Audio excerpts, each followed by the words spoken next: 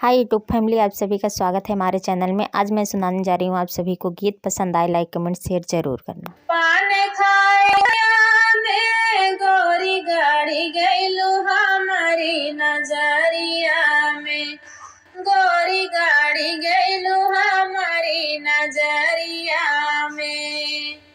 आखिया में काजरा हो नाक में नथुनिया, आखिया में काजरा हो नाक में नथुनिया। छम छम बाजाई पाव पाए जनिया, छम छम बाजाई पाव पाए जनिया।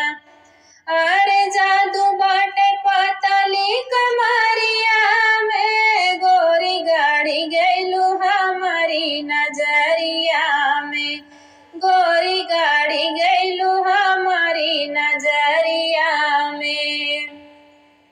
पान खाई गईलू बजरिया में, गोरी गाड़ी गईलू हमारी नजरिया में, गोरी गाड़ी गईलू हमारी नजरिया में।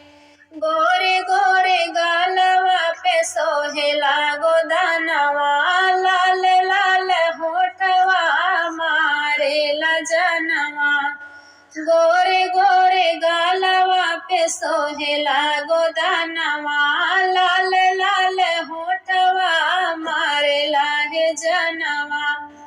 अरे घूमे जालू मुंबई सहरिया में, गोरी गाड़ी गईलू हमारी नजरिया में, गोरी गाड़ी गईलू हमारी नजरिया में। पान खाई गईलू बजरिया में, गोरी गाड़ी गईलू हमारी नजरिया में, गोरी गाड़ी गईलू हमारी नजरिया में।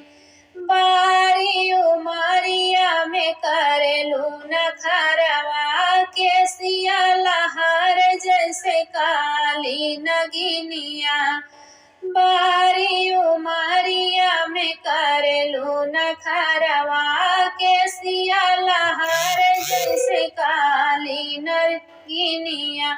अरे तोहरा जैसे कोई ना नजरिया में, गोरी गाड़ी गईलू हमारी नजरिया में, गोरी गाड़ी गईलू हमारी नजरिया में।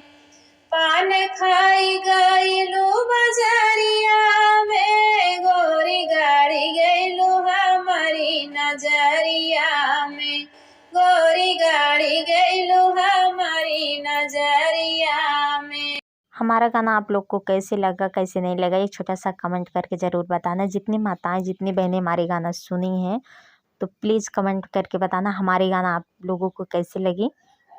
मिलते हैं अगले वीडियो में, तब तक के लिए बाय बाय।